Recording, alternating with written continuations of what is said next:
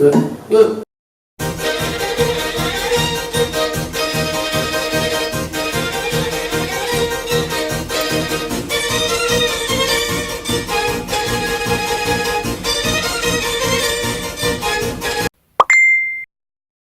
Bonjour Jimmy et merci de m'avoir invité dans Bienvenue chez les Crêles. Donc, si je comprends bien, tu m'as demandé de parler de deux films qui me tiennent à cœur dans le cinéma fantastique. Alors, il y en a un qui est très classique dans le genre fantastique, hein, puisqu'il parle de vampires, et l'autre qui est d'un classique comme je le préfère un peu, c'est-à-dire très ambigu. On n'est pas forcément dans quelque chose de très fantastique parce qu'il y a une explication psychologique, mais on en reparlera après. Donc le premier film, c'est le Bal des vampires de Roman Polanski, qui a été tourné en 1967 et qui nous a révélé la très belle Sharon Stone qui a disparu dans la tragédie que l'on connaît là, de la secte Manson, dont d'ailleurs Tarantino a refait un petit peu l'histoire dans Il était une fois Hollywood, avec une charmante actrice, mais qui arrive quand même pas à la cheville de Sharon. Hein. C'est- L'actrice, c'est Margot Robbie. Margot Robbie, qui est une belle actrice, qui ne le ressemble pas tellement, mais qui est une belle jeune femme donc de 25 ans et qui est vraiment assez pulpeuse comme l'était Sharon Stone. Pas Sharon Stone, Sharon Tate. Ouais, quand on parle des femmes, des Sharon, on dérive tout de suite. Donc, ce bal des vampires, moi je l'ai vu d'ailleurs après la mort de Sharon Tate. Et c'était à l'occasion d'un festival Polanski dans les années 70. Donc je me suis fait à la suite 4 films. Il y avait donc Cul-de-sac, Le Bal des Vampires, Rosemary's Baby et après Cul-de-sac, il y avait Répulsion avec Catherine Deneuve. Donc Cul-de-sac, Répulsion, Le Bal des Vampires et Rosemary's Baby. C'était chronologiquement les 4 films. C'était l'apogée de Polanski dans ce genre-là. Et ce que j'aime dans Le Bal des Vampires, c'est que c'est un film évidemment très drôle. Hein, d'ailleurs, le titre original, c'est les tueurs de vampires sans peur. Hein, je ne parlerai pas anglais pour pas déclencher une émeute. Et donc, ce que j'aimais bien, c'est qu'il a gardé le côté horrifique. Hein, c'est-à-dire qu'il y a des scènes qui fonctionnent très bien. Et notamment, il a trouvé euh, le comte von Krolog qui fait le vampire du château, là, le vieux comte, est un gars qui a rejoué d'ailleurs dans ses films et qui vraiment a une gueule à la Christopher Lee, hein, qui est vraiment très impressionnant. Il a tout gardé, la cape, les pieux, l'ail, enfin on a vraiment toute la panoplie des vampires. C'est à la fois très drôle et on conserve cette idée de conte fantastique. Hein. Il n'y a qu'à voir le château. D'ailleurs, je crois que l'idée du film lui était venue. C'est un passionné de sport, Polanski, et il faisait du ski. Et un jour, il a vu, je crois, une grosse bâtisse qui était perdue sur une colline neigeuse. Il s'est dit, ça pourrait être un château de vampires, et donc il est allé là-dedans. Et alors, ce que j'aime bien, c'est évidemment les acteurs autres que Sharon Tate. Hein. Il y a Jack McGowan, qui est un acteur anglais qui est décédé depuis, évidemment, mais qui était déjà âgé et qui est extraordinaire. Hein. C'est une espèce de professeur de tournesol qui n'a pas les pieds sur terre, c'est le cas de le dire. Et puis il est toujours très drôle. Il est partagé entre son admiration pour le comte, qui est un scientifique, et aussi, bon, il a envie de le tuer. Donc il jouait aussi dans le cul-de-sac, Jack McGowan. Et il avait aussi un petit rôle dans L'Exorciste pour les aficionados. Et au début, il est une espèce de convive qui est invité au moment où la petite fille fait pipi sur elle. Là. C'est un invité qui se bourre la gueule et qui n'arrête pas de dire des insanités. Mais je trouve que c'est un acteur qui a été un petit peu inexploité parce qu'il est vraiment très bon. D'ailleurs, moi, je lui aurais donné l'Oscar de toutes les interprétations parce qu'il est vraiment magnifique. Il est dans la gestuelle, dans la pantomime, il est vraiment extraordinaire. Et donc Polanski qui fait Alfred, le serviteur amoureux qui va vaincre sa peur parce qu'il veut sortir donc Sarah, la belle Sarah des griffes des vampires. Et vraiment ce film-là et plein de références. En plus, il y a l'humour juif, il y a comment dire, puisque l'auberge de Chagall est un juif, lui devient un vampire aussi, l'aubergiste, et quand on lui montre la croix, d'ailleurs je crois que c'est la servante qui lui montre la croix comme ça, et lui dit « Ah, ces choses-là ne m'impressionnent pas », parce que lui, évidemment, en tant que judaïque. Il y a aussi des scènes très belles de sortie de tombeau. Je ne sais pas si tu te souviens, à la fin du film, quand on voit toutes les tombes qui s'ouvrent pour assister au fameux bal, et qu'il y a tous ces gens complètement bancals, avec des costumes incroyables. Et vraiment, c'est des choses qui font un peu peur. Hein. D'ailleurs, je crois que le personnage d'Alfred le dit à maître, ces choses-là me font peur. Et c'est vrai qu'il a gardé cette chose. Alors, est-ce que maintenant un jeune public serait sensible à ce côté horrifique? Je ne sais pas trop, parce qu'ils ont vu tellement de choses. Il garderait le côté drôle. Voilà, le côté drôle. Bon, il y a aussi une chose, on joue pas mal sur le côté drôle de l'homosexualité du fils von Krolok. Voilà. Et donc on se demande si maintenant ce serait possible, parce que dans le politiquement correct, de se moquer, il a une démarche un peu efféminée, il y a tout un tas d'allusions comme ça qui sont en filigrane, et je me demande si ça serait encore d'actualité de le faire. Et donc il y a la scène de poursuite qui est à la fois horrifique entre le fils von Krolok et Alfred, et qui est vraiment qui est du slapstick, hein. On est vraiment dans du Charlie Chaplin, pratiquement. Placez d'abord le bras gauche autour des épaules de l'aimé. Posez ensuite la main gauche sur son épaule gauche à la façon d'un petit oiseau se posant sur une branche. Bien, excellent. Ensuite, attendez qu'un ange passe. Allons-nous attendre qu'un ange passe? Aussitôt que l'ange est passé, penchez le visage sur la nuque offerte de l'être aimé et effleurez ses boucles de vos lèvres.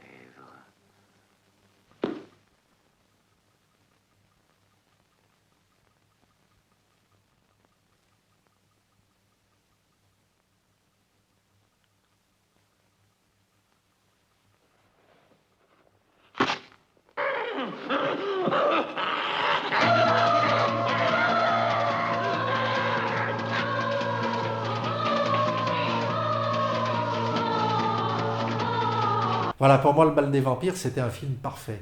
C'est-à-dire que, comme tous les films là, de contes historiques, en costume, ça ne se démode absolument pas, quoi. Hein, c'est un film que, à mon avis, ils n'ont pas fait de remake parce que c'est insurpassable. Je pense que c'est vraiment insurpassable, d'autant plus qu'il y a des choses avec lesquelles on ne peut plus plaisanter, comme je disais. Et vraiment, je trouve ça extraordinaire. Hein. J'avais écrit dans un de mes livres en parlant de ça, que c'était dans un château croqué, enfin dessiné par Gustave Doré. On voyait des vampires maquillés par Jérôme Bosch, habillés par Watteau et emperruqués par Fragonard, ou le contraire, habillés par Fragonard, emperruqués par Watteau, qui dansait un menuet de Mozart. Et c'est tout à fait ça. Tout était tellement parfait. Et Polanski, depuis le début, je sais qu'il est assez décrié en ce moment pour des tas de raisons, valables ou non, mais Polanski est un formidable cinéaste. Chaque fois, il s'adapte à tout. Il sait montrer quand il faut montrer, ne pas montrer. Il a un côté poétique dans Le Bal des Vampires. Quand il regarde à la longue vue les planètes dans le ciel où on voit Saturne, c'est complètement poétique. Les scènes d'amour entre Alfred et Sarah sont complètement magiques, drôles à double sens. Enfin, je sais pas, c'est un film parfait, mais qui ne se démode pas, à mon avis. J'ai dû le revoir au cinéma, au moins une dizaine de fois au cinéma, et puis alors en vidéo, je sais pas, j'en suis à 50 fois. Je le connais par cœur, mais il me fait plaisir. Chaque fois, des fois, il passe à la télé, je dis allez, je regarde le début parce que je le connais par cœur, et je me retrouve à la fin. Voilà. Le deuxième, c'est l'autre. Alors là, je peux le prononcer en anglais parce que c'est The Other. C'est exactement la traduction. De Robert Mulligan, qui date de 1972. Et alors, Robert Mulligan, il est surtout connu pour ce triomphe qu'il a fait avec Un été 42, qui est une histoire d'éducation sentimentale chez un ado pendant la guerre aux États-Unis, donc en 1942. Donc la célèbre musique de Michel Legrand qui a été oscarisée, et c'est un film très classique, mais il a fait d'autres films qui sont beaucoup plus, où il révèle un talent d'auteur, c'est-à-dire il faut bien se rendre compte que dans toutes ces années-là, le directeur, enfin le réalisateur, mais directeur, est choisi par la major company. Hein, on lui dit, tiens, toi tu serais bien pour faire ça, il vient et il fait son boulot. C'est ce que faisait John Ford aussi, il a toujours dit, moi on me dit, il faut faire tel film, bon, j'étais bon au western, on me mettait dans les westerns, et je n'ai fait que mon boulot. C'est vrai, mais ces gens-là ont quand même une vision et ont tissé une œuvre. Alors Mulligan, qui était assez discret, il a quand même imposé sa patte, il a fait 2 films notamment avec Gregory Peck, il y en a un qui s'appelle Des silences et des ombres, qui traite aussi d'un adolescent, hein, qui est un petit peu, comment dire, ça se passe chez les Noirs, hein, dans le milieu afro-américain, et donc il y a un adolescent dont le père est accusé, et Gregory Peck va être un avocat qui va défendre cette cause-là. Donc c'est Gregory Peck, acteur qui a toujours joué des premiers rôles et des rôles positifs. Et la deuxième, c'est un western qui s'appelle L'Homme sauvage, où on se rapproche un peu de l'autre. C'est-à-dire qu'on ne voit pas beaucoup de choses. C'est un western classique, mais on ne va pas voir beaucoup de choses terribles. Il n'y a pas une énorme action, mais tout est, comment dire, fantasmé ou imaginé par le spectateur. Le rôle de l'Indien qui existe ou qui n'existe pas, il est plus suggéré par les bruits et des choses comme ça. Donc l'autre, pour en revenir à ça, c'est un des rares films très réussis sur la gémellité. Hein, on a eu le fameux Faux semblant de Cronenberg avec Jeremy Irons, mais qui jouait le même rôle. Est-ce que là, le tour de force de Mulligan, c'est de prendre des enfants acteurs, enfin, qui devaient être amateurs mais qui s'en sortent très bien. Je ne me rappelle pas, ils ont un nom slave. Et c'est des jumeaux qui se ressemblent beaucoup, mais qu'on ne voit jamais ensemble à l'écran. Donc on se demande si vraiment il y en a un qui existe. Et le spectateur est très troublé par ça. Sa mise en scène, toute la mise en scène est calquée là-dessus. Alors, ça parle non seulement d'enfants, mais l'innocence de l'enfant dévoyé, parce que l'enfant a-t-il tué, a-t-il commis des meurtres?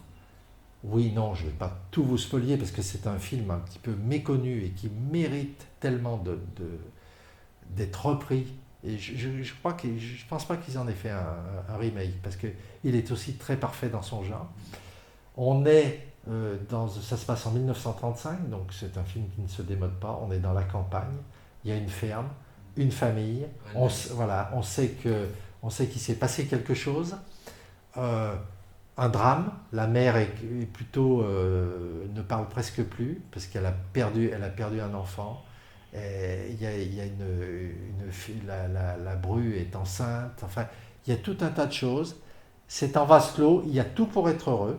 On est un peu comme dans un film d'Hitchcock, c'est-à-dire La mort aux trousses, faire une scène d'horreur alors que c'est en plein jour, qu'il fait beau, alors qu'en général c'est la nuit, sombre, il va se passer quelque chose, un type va se faire attaquer. Là c'est complètement le contraire. Et là on est dans une enfance heureuse avec une grand-mère slave qui pousse son petit-fils, ses 2 petits-fils à avoir des fantasmes, elle leur raconte des histoires fantastiques, et on a cette grosse idée comment on appelle ça, quelqu'un qui se met dans le corps d'un autre. Je me souviens plus. Tu parles du transfert. Voilà, qui arrive à se transférer dans le corps d'un autre, à voler le corps d'un autre. Et là, le jeune garçon, un des 2 jeunes garçons, des jumeaux, arrive sous, on va dire, sa grand-mère le met en transe, et il arrive à se mettre dans le corps d'un rapace, et avec une chose tout à fait très simple, on le voit lui en train de transpirer, de fermer les yeux, et après on voit ce que voit le rapace. On voit le rapace passer, on voit, donc c'était pas des drones à l'époque, mais je pense que c'était un hélicoptère, et ça marche.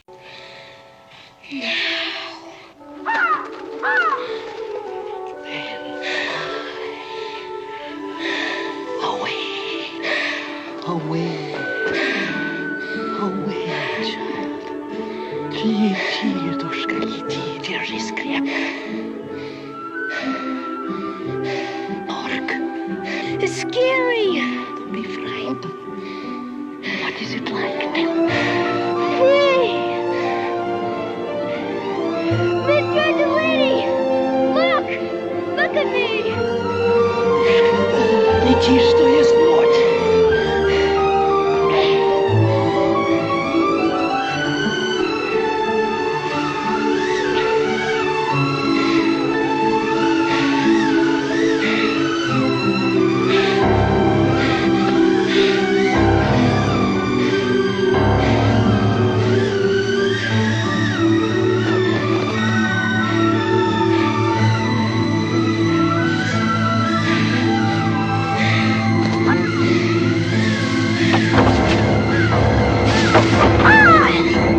Il n'y a absolument pas de sang dans ce film. Tous les meurtres sont suggérés par les cris, par les bruits, sont off, hors champ. Mais c'est un film qui a une tension tellement dramatique. Il y a des meurtres qui sont... Je ne sais pas si on pourrait presque tourner ça encore, je ne veux pas dévoyer, mais il y a des meurtres absolument sordides. Il y a une fin complètement immorale, amorale, je ne sais pas comment on peut dire. Moi j'adore ça, personnellement j'adore ça. Plus les histoires finissent mal et mieux je me porte, surtout que moi en tant que spectateur, je suis dans mon fauteuil, je suis bien, je sors et je vais aller boire un pot avec les copains. Mais quand les histoires finissent mal, justement c'est des genres de films qui n'ont pas beaucoup marché parce qu'aux États-Unis on aime le happy end. Hein. On veut bien qu'on te présente des choses horrifiques, mais il faut que ça se termine bien, qu'au moins il y en a un qui s'en sorte. Et là c'est vraiment absolument terrible parce qu'on ne sait pas trop lequel des jumeaux a échappé. Et c'est vraiment... L'histoire est tirée d'un livre de Tom Tryon, qui était un acteur, qu'on a vu notamment dans le procès d'Otto Preminger, hein, tiré du bouquin de Kafka, et qui était assez extraordinaire. Et il a eu une telle expérience désastreuse en tant qu'acteur qu'il a décidé d'écrire, et donc il était producteur aussi, hein, je crois, sur l'autre. Il était producteur du film, enfin producteur, on va dire coproducteur, et ce bouquin est vraiment extraordinaire. C'est des livres qui sont dans la lignée de ce que faisait Ira Levin, qui a écrit Rosemary's Baby, toutes ces choses-là, les femmes de Stepford, enfin ces bouquins qui sont bien. Et alors là, on est dans un fantastique. Est-ce un fantastique réel ou est-ce simplement de la schizophrénie, un dédoublement de personnalité? Les jumeaux existent-ils vraiment? On peut avoir des lectures, multiples lectures. Moi, je l'ai vu plusieurs fois ce film. C'est une mise en scène très fluide, il n'y a pas y toucher. Et on est sans arrêt en tension. Il y a même un peu d'humour des fois, parce qu'il y a le passage d'un cirque où, comme il peut se mettre dans la tête des gens, il sait comment le type disparaît dans la malle où on met les couteaux.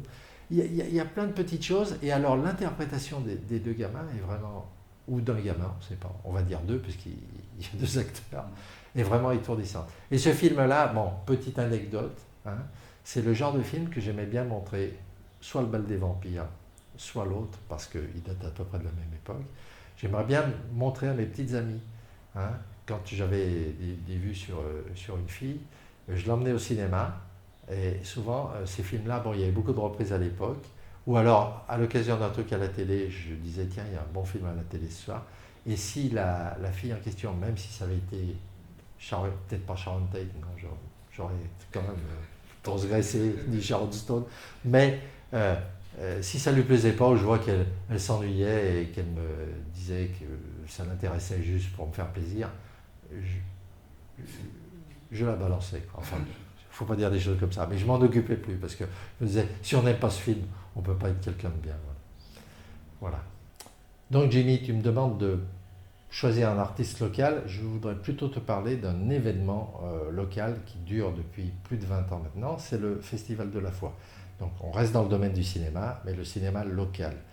Alors, je voudrais dire que pour les gens qui ont suivi un petit peu tout ça, ils voient bien que le cinéma a pris de l'ampleur, parce qu'on a plus de moyens, on a des subventions, on a des techniciens, il y a des scénarios qui sortent, et il en sortira de plus en plus, qui parlent de sujets pays. Et donc je pense que le prochain, en 2020, va être assez exceptionnel, parce qu'il y a beaucoup de scénarios qui ont été aidés, d'une part avec le stage avec Sacha Wolf, il y a eu aussi les cours contre la montre, que tu connais bien, et pas mal de films. Donc, très souvent, le Festival de la Foi, il y a des années creuses. Bon, je ne vais pas dire que 2019 était une année creuse, mais un petit peu quand même. Et je pense qu'en 2020, on va avoir quand même quelque chose d'assez lourd. Et je pense qu'il y a au moins 7-8 films qui vont être en lice et qui vont se faire beaucoup de concurrence, enfin on va dire de l'émulation plutôt, et je ne voudrais pas être dans le jury. Je le dis tout de suite parce que ça va être, à mon avis, assez dur à juger. Mais c'est ce qui est bien, c'est que justement, il y aura beaucoup de films. Et n'hésitez pas, si vous voulez voir ces films, tout le monde dit « Ah ouais, mais Festival de la Foi, comment on voit les films et tout ?» Alors évidemment, il faut, soit vous allez au Festival de la Foi et vous pouvez les voir, soit vous fréquentez la salle 12 du cinéma d'ici et d'ailleurs, dont je suis un digne représentant, avec Delphine Ollier, et là, vous verrez des productions locales avant chaque grand film qui est programmé. Donc, au Ciné City, salle 12 du Ciné City. Voilà, Jimmy.